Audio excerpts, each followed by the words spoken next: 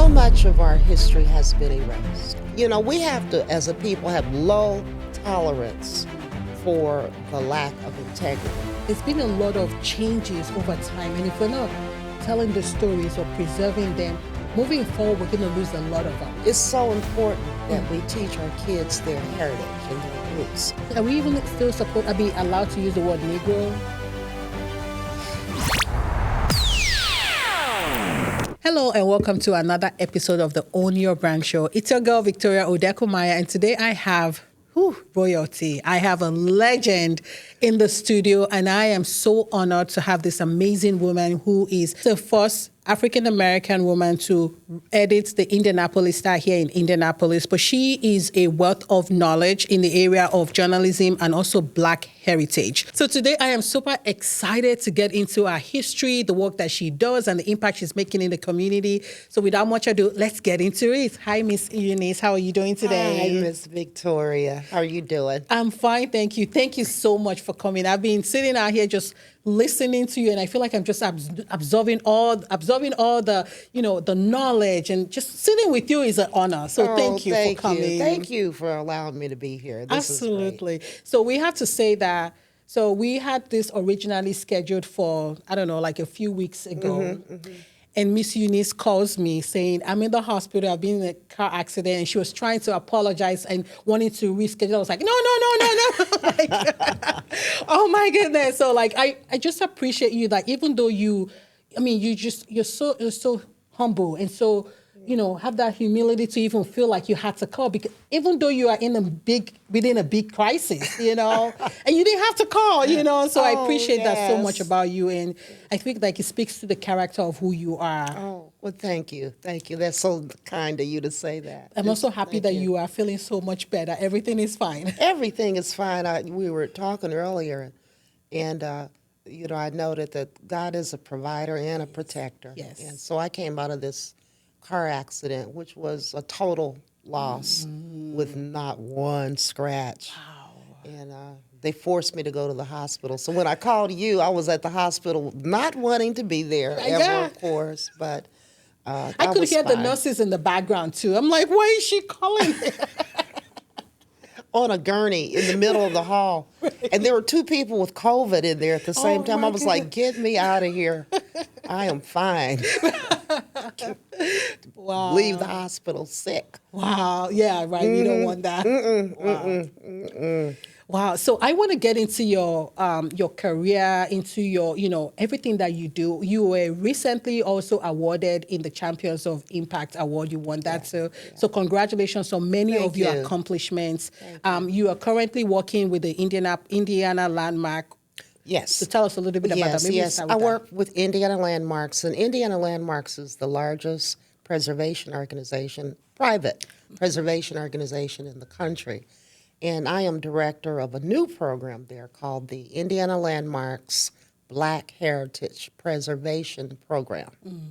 And so I've been doing that for the last 4 years and having a great time. This is my third career. I'm supposed to be retired on the beach in the Bahamas or in Nigeria or someplace, But no, I'm still working very hard, trying to preserve our history and heritage. Which is so important, which I feel like just getting to know you a little bit before we get started, I think it made sense to me that you're in this field, right? We're talking a little bit about your history, your great-great-great-great-grandma. Maybe we just kind of start from there, you know? Okay. So, how did you even get to Indiana? Well, my family, as far as my research has been able to show, came from the motherland to Virginia, to Indiana. And so I can track my lineage back to the late 1700s in southern Indiana. And when they came, they came here as enslaved people. They were not supposed to be enslaved because Indiana was supposed to be a free state. And that freedom was spelled out in the Old Northwest Territorial Ordinance and later in Indiana State Charter and in the state's constitution. But slavery existed here in Indiana. And one of my ancestors, who we were talking about, Mary Bateman Clark, filed a lawsuit in 1821. And this lawsuit was to free her from indentured servitude. That's what it was called, indentured servitude, not slavery, but it was the same thing. You were indentured by contract for 30, 60, 90 years, and you were required to work for no pay. You had a place to live and something to eat. That was it. So it was no different than slavery. And, you know, these contracts were able to be sold and willed to heirs and so forth. Just as, you know, slavery existed in the South. So, you know, Indiana being above the Mason-Dixon line, no slavery. She sued the person who held her in bondage. She won that suit in a state Supreme Court decision. So I wrote a book about it because to me that's history that should be taught. Absolutely. That this was an important state Supreme Court decision, and along with another Supreme Court decision regarding this case known as the Polly case. It was the Polly Strong case. They became bookend cases that helped end slavery, so that when other enslaved African Americans wanted to be freed from bondage, they only had to go to the lower courts. The lower courts would rule, and then they could be freed from those contracts. Okay, wow. Wow, that's interesting. So tell us a little bit about this book. What's the name of the book? The book is called Black in Indiana, and it is, I call it a love story because it is about the trials of my great-great-great-grandparents in navigating enslavement and how they lived and what they did. And I was able to base a lot of the storytelling on actual legal documentation, you know, court filings and so forth that spelled out their condition. And then I was able to give them voice because it's a historical fiction, which means I can let them do some talking. Right. And usually when our history is written, it is written in a narrative form where the people who are actually involved in these slavery cases never have an opportunity to say anything about their condition. So this allowed me, as a historical fiction, to let them talk. So I let them talk. So it's a love story. It talks about their love for each other, how they supported one another, what the consequences were, what the obstacles were to them being able to get freedom. And so it was a good time writing it. I love that because as I'm listening to you, I know that you have a huge career in journalism. And then also with the work you do now with Black Heritage, it's like a perfect merge between the two, like, you know, the historical part of it, but also with your journalism, bringing it together. Well, journalism, you think about it, it's like writing the first draft of historical documents. You know, we call it the first draft of history. So as things go on day to day that are reported by a journalist, those things become historical documents 100 years from now. Yeah. So it's all storytelling. That's right. And so that's what I do now. I do a lot of storytelling, not as in lies, but as in truth. That's right. Yeah, That's so- right. And you get to uncover a lot of Black heritage that has been forgotten. Yeah. So much of our history has been erased. And that has been a challenge because you have to first know that history is there to preserve it or to restore it or to protect it. So if you don't know that it was there, how do you have anything to protect or preserve? Right. So the first step is to preserve it, and we do that through oral history harvest. Okay. We also have been able to identify 90 Black settlements in Indiana before the Civil War. 90. 90 Wow. Black settlements before the Civil War. And some of them were like Roberts Settlement in Hamilton County, Lick Creek in Orange County, Lau Station in Gibson County, Weaver Settlement in Marion, Indiana.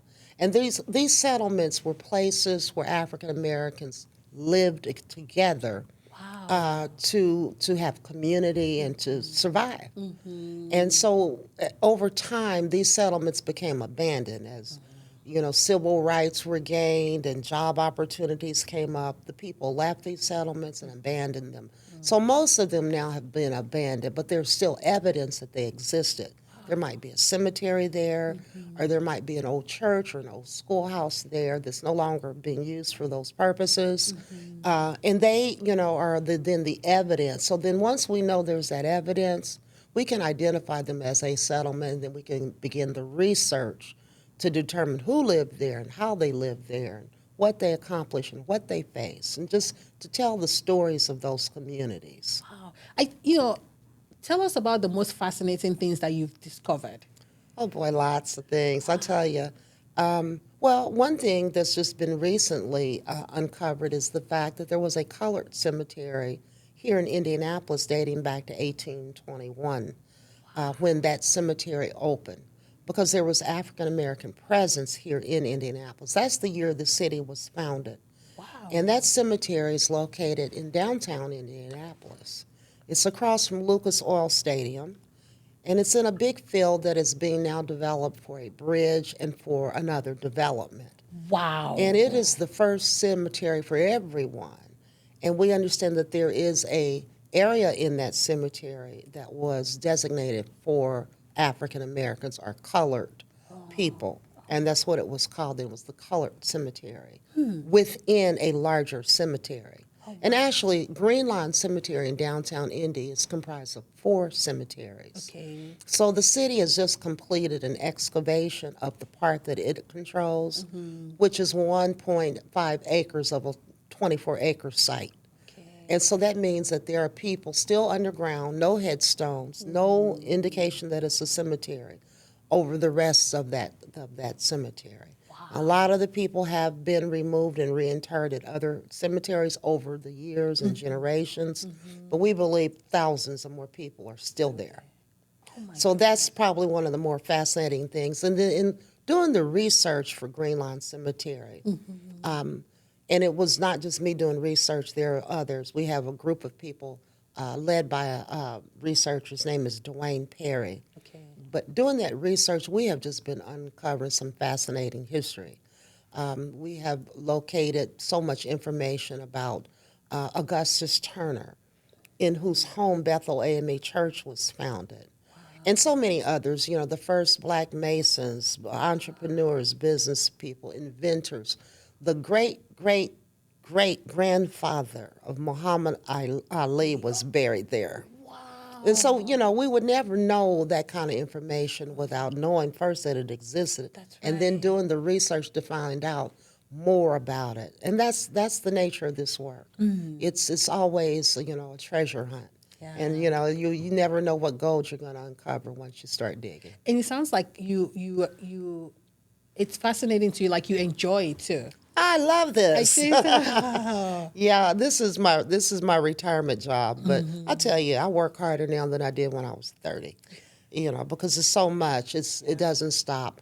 So in addition to doing preservation of history, we preserve actual buildings, sites.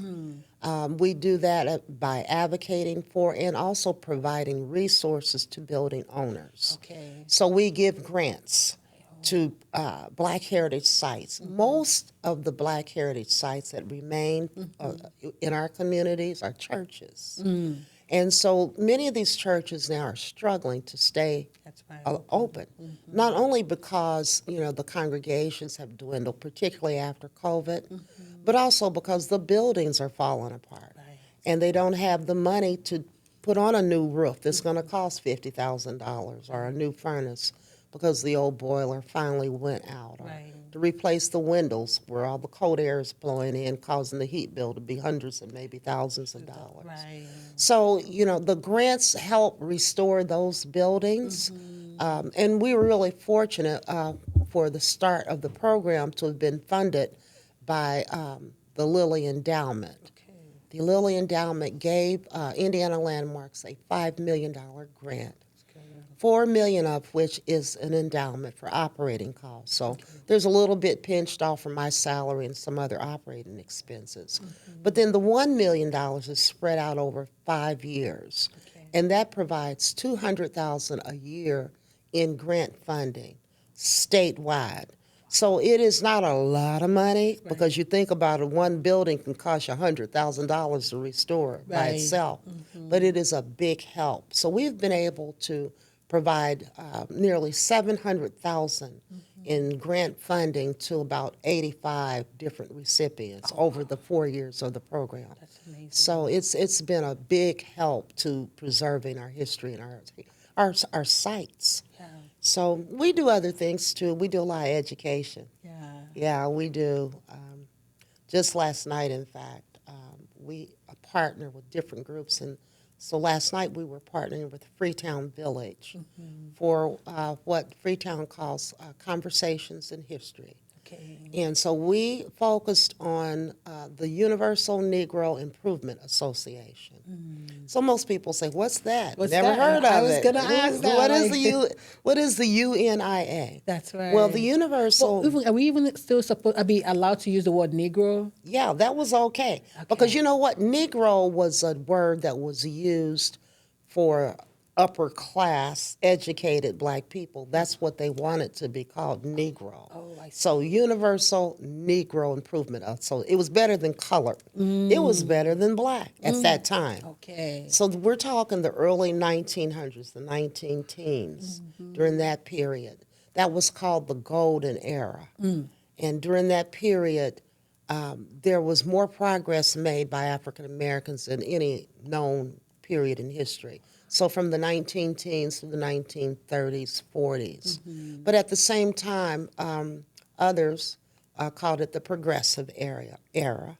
And so as it relates to black folks calling it the Golden Era, this was the time during the Harlem Renaissance, during a lot of the great thinkers like W.E.B. Du Bois and Booker T. Washington, Ida B. Wells.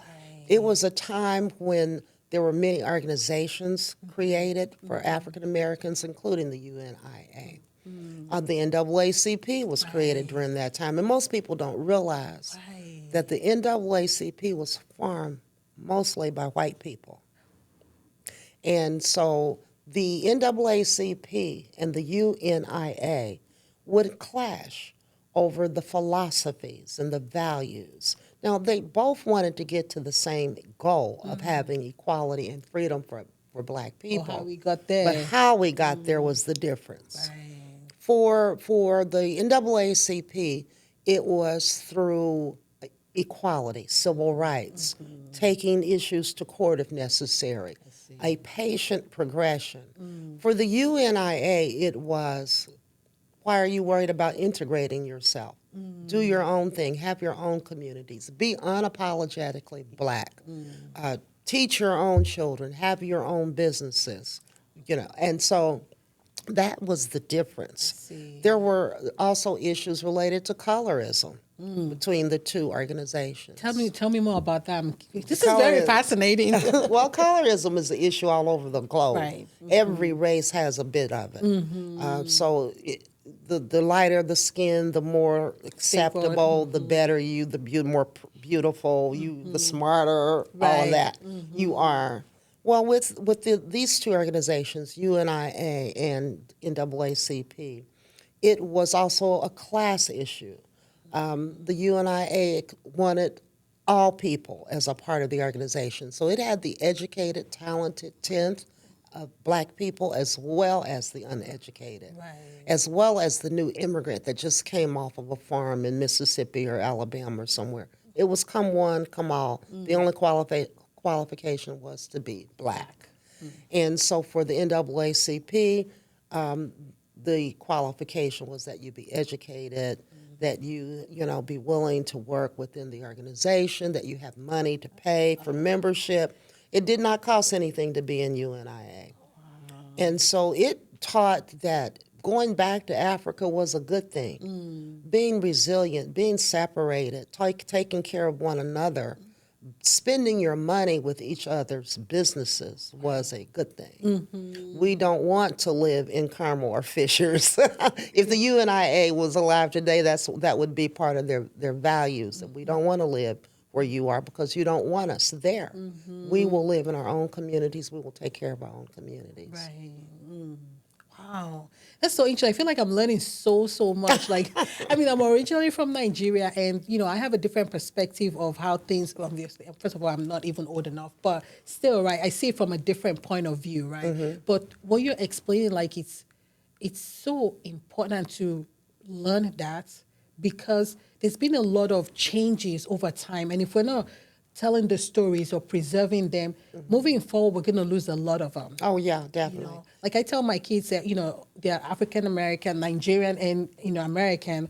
But I also try to tell them, like, you have to still learn the culture of Nigeria. And then even here, too, like all of these things, because at the end of the day, they're still black. Period. Absolutely. You come that's- into this country, doesn't matter Right, what language you speak. You're Exactly, black. Period. right. So just learning all of that is so important, so we know where we're coming from. Because one of the things in my culture is like if you don't know where you're coming from, you never it's like they say that if the river that forgets its origin would just run dry. Yes. So you have to know your culture, what makes you, how you got here, so that when you're going forward, you're more prepared, you're like more educated, or you're more, like you're grounded. You're grounded, yes. You're confident. Your self-esteem is intact. Right. You know who you are. Yes. Sankofa.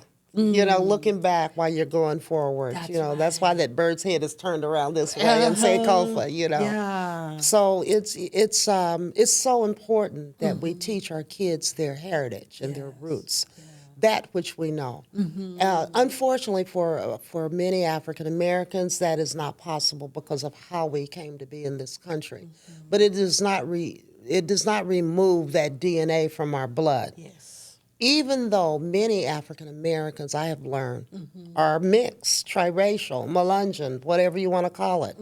But so is everybody else mixed with everything, particularly even in Africa because there was so much colonization. Yes. And so that means you've got all kind of different mixtures going on there too. Yeah. But we're still black. Yes. And so we are still black, And here in America, the rule was one drop.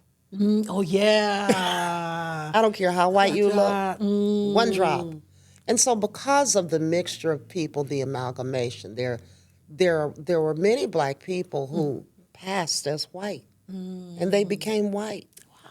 And it's so funny when I trace people's family lines, and I trace to the point when they became white.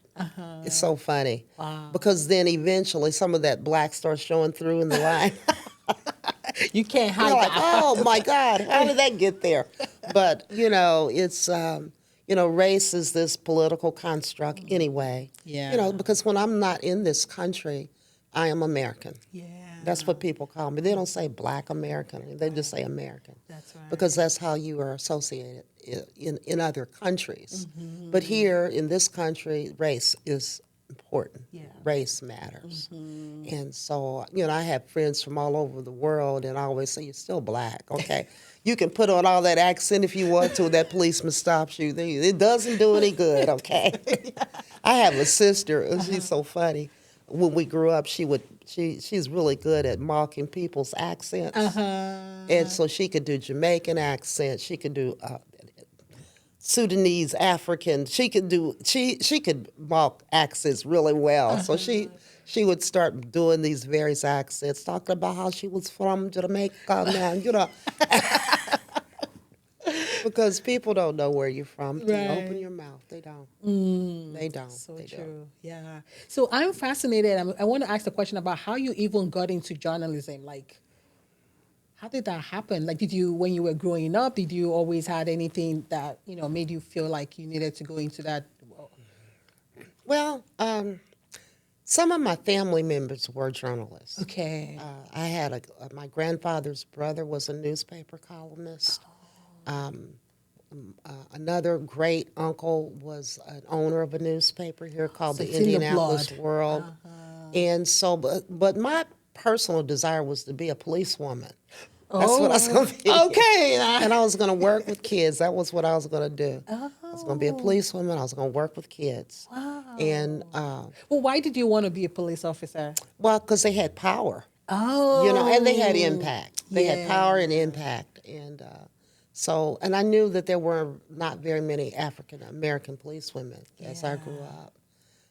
Even So now, too, really. even now, really, even now, you don't see them out there hardly at all. Yeah, especially African American woman police officer. But I wanted to work with kids and be a policewoman, like in the juvenile section. Okay. But I got sidetracked. Oh, yeah. And so when I was a teenager, I became an intern at the Indianapolis Recorder. Okay. And so it was on Indiana Avenue, which has been erased now from its former state. And you know, I looked at just all of the difference that being in that business could make. The storytelling, the advertising, the promoting, the documenting that is done in media. And so that began to interest me, and I like writing. And so it kind of went together, and that's how I got into the newspaper business. So then you started as an intern and eventually owned the... That's something. That's a story. Yeah, the newspaper where I started as an intern, I eventually ended up having the controlling interest and owning it. Wow. And that was the Indianapolis Recorder. And it still exists today. It's one of the oldest African-American newspapers in the country. Yeah. And there's a nice young man, Robert Shagag, who's now the publisher there. He's doing a great job. We actually collaborate with them often. Oh, too. good, Yes. good. Yeah, he's a nice guy, Yes, too. he is. Yeah, so he's doing a great job. I always fuss at different reporters now because they don't report the news like we used to report it. You know, the newspaper used to be the place where you could find out who was born, who died, who had a party, who graduated from school, who was getting Now married. it's on social media. None of that is in newspapers anymore. That's one of the reasons I think newspapers aren't as popular as they used to be, because they don't have the kind of information that people need and want. Right. You know, you got to go look on social media for it. Right. We were talking earlier about obituaries. There's, if you die in this community, good luck in getting the word out. You better go on Facebook. Wow. Because otherwise you have to pay $300, $400, $500, $600 to get an obituary in a newspaper. And so it's bad because this is taking away a significant research tool that we won't have in 50 years, 100 years when you're doing research. Unless we then start doing research on Facebook. But on social- who's storing Facebook content? That's true. And how do you access it?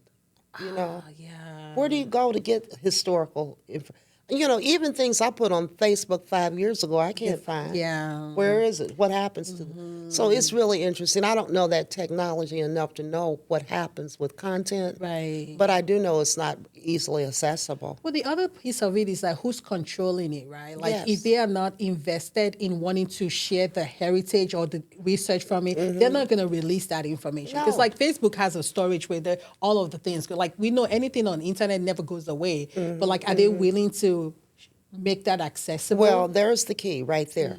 Exactly. And newspapers were. So it's, you know, I was talking, if somebody would make a lot of money having a obituary publication, it might be me. Right. Because I might be ready to go into career number 4. Because there's such a need. I find out so often about passing of friends a week later, 2 weeks later, on Facebook or Instagram or something, you know. So there's that information is just it's to be out there. Yeah. Wow. So then you moved away from there, and then I know you said you also were an entrepreneur for a little bit. Well, that's when you owned the Recorder, right? Yeah, and then I also owned a public relations company. Right. So I did the publicity for Black Expo, Black Chamber, Urban League, just an array of organizations.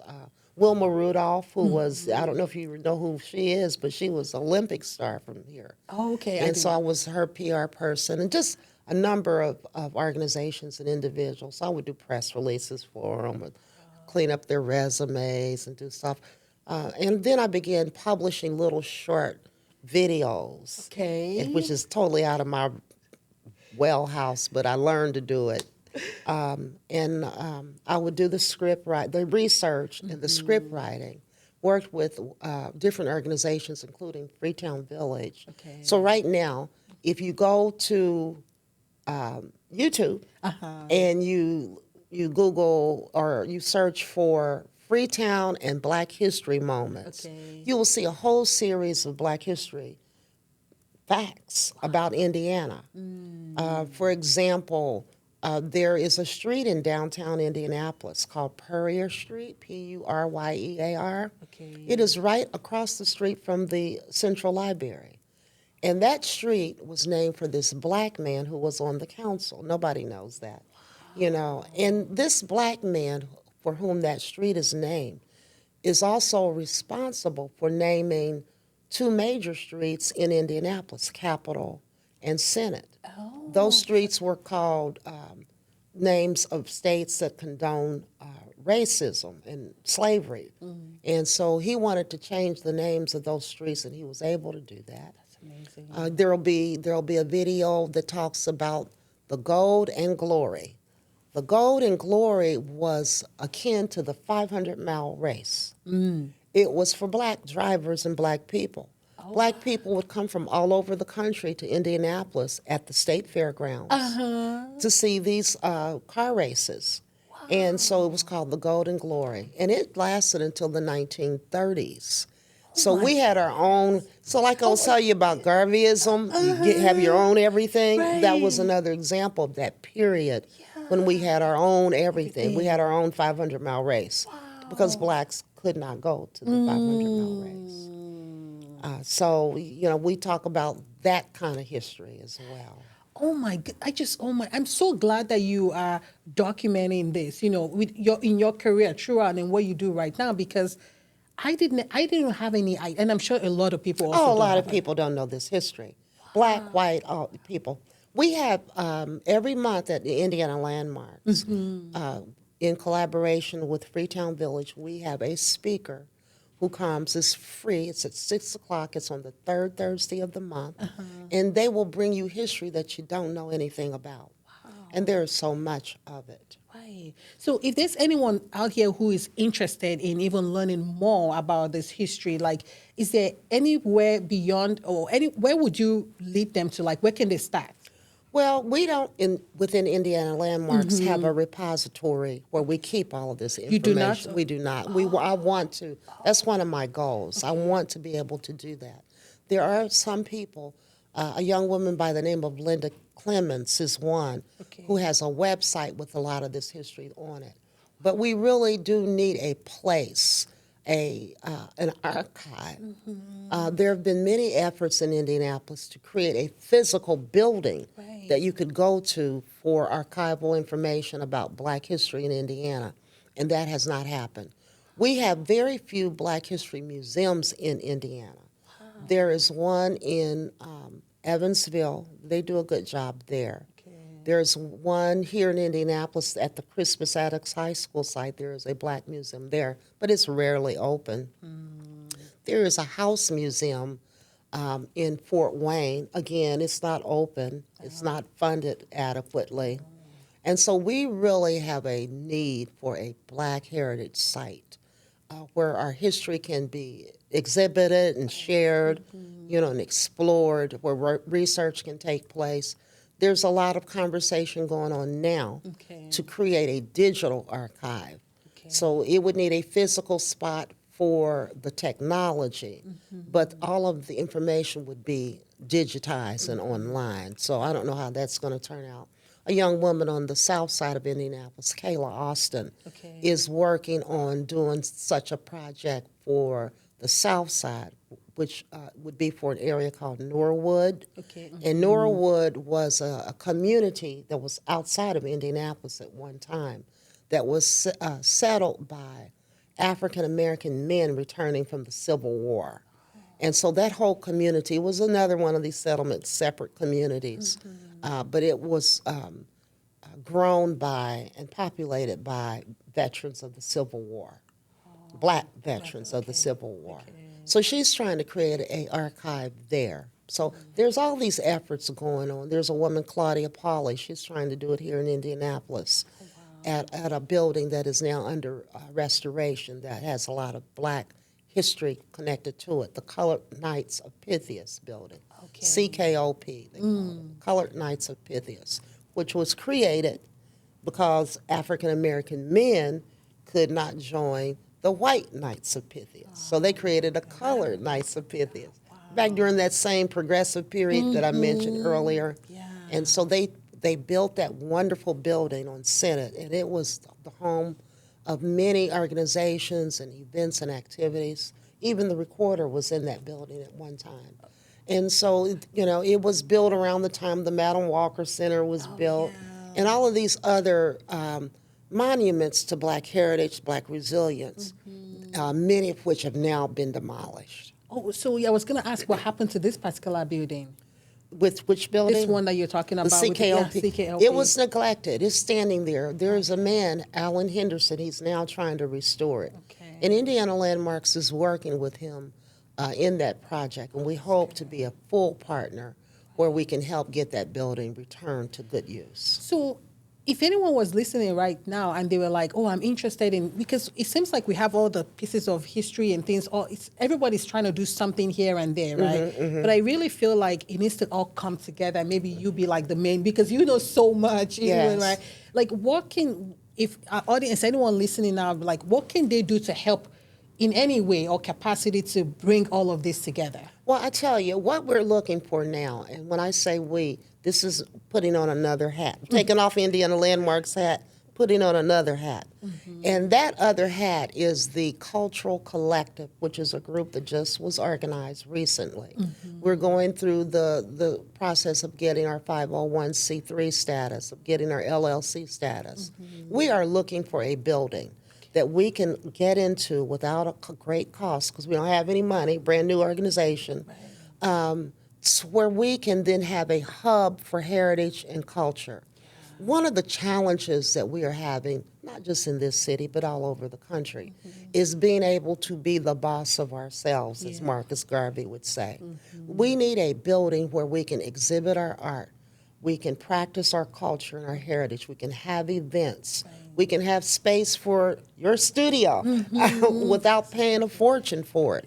And so we want to have a center that will offer studio, co-working space, event space at below market prices. And I'm talking $250 a month kind of prices. And so we want to find a building. We're looking at a couple of buildings now. We are negotiating whether they're going to be able to allow us to inhabit those buildings at an affordable cost. We are trying to raise some dollars now. So it's hard. I always say that what prevents us as a people from progressing all the time, all over the globe, not just in Indiana, not just in the United States, but all over the world, are what I call the 3 C's and the big T. Okay. The big T is trust. Trust. Don't trust one another. But we all want the same thing, but we don't trust each other going down the road to get it, because they think that somebody is going to get one of the C's called credit. The other C is called control. Somebody's going to get the control that I want. Who's going to be the boss? Right. And then the other C is what I call capacity. So that's the know-how. Do you know what to do, how to do it? You let people who know what they're doing have that role. Right. You step back because you don't know how to do everything. Right. Capacity is also resources. Do you have the money to get it done? So trust, control, credit, capacity are hindrances to us when we don't recognize these impediments to us being able to be a joined nation, moving in the same direction and making the progress that we need to make. Yeah, that is so powerful, because you're right. Like if we don't, I was having a conversation with someone and we were thinking about doing some work together, and it was the whole trust thing, because to their credit also they were talking about how they've been hurt by so many people, and so I'm coming in and then this is supposed to be a great idea, but I'm like, what can we do so that we can start by building trust? Because they've been hurt by so many people, right? And so I don't know how this is going to go, but this venture that could be a great and incredible thing may not be able to go forward because of past hurts. You know, so that is such a Well, big here, one. I have a rule. One time you're out. Okay. That's my rule. One Right. time you are done. Because we don't have time for people who lack integrity, Right. who cannot do what they say and say what they're going to do and carry through. You know, I've noticed a lot of younger people now, young people out there. I know that they will not necessarily be very professional about follow through. You know, if I call you today, then I know you're busy. Me too. Right. But they call back. That's right. You know, and you know we're getting so bombarded with communication, and I know sometimes things get lost. I'm guilty too, of you know. But then I'm apologetic when I don't do what I say I'm going to do. When I say I'm going to do it, so I think you know when people get the message that. A lack of integrity results in you being on the outside, never to be allowed back in. Yeah. They will begin behaving differently. I don't want to compare it to rearing an animal Right. or even a child. Right. But you know, we have to, as a people, have low tolerance for the lack of integrity. Yeah. You know, in our business dealings especially, you have to have integrity in order to build the trust. Right. Well, how do you, and this, I'm asking this question for this person too right now, because like, it seemed like they've been hurt by multiple different people. So not necessarily the same person over and over. One time, that's all they should need. And they'll start, you know what I mean, minimizing that group. Because of this group of people, there will be people who will emerge who are going to be righteous people with integrity who are going to do what they say and they're going to say what they're going to do.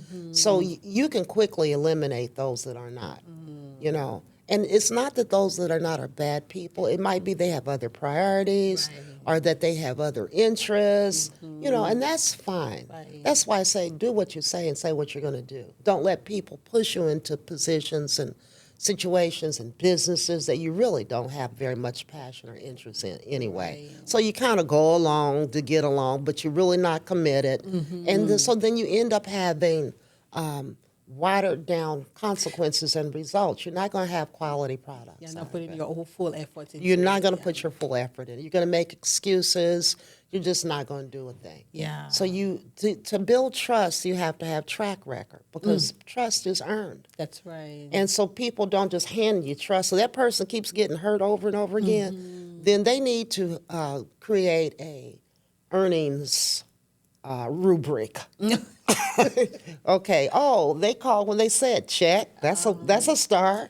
You know, they gave the $25 they said they were going to check. You know, start little. You can't just blindly go in and trust. You know, at the onset of a relationship. Yeah. You have to build that relationship and build that trust. You can't. Otherwise, you're going to get hurt over and over and over and so over and true. over again. Yeah. So people have to prove themselves. That's right.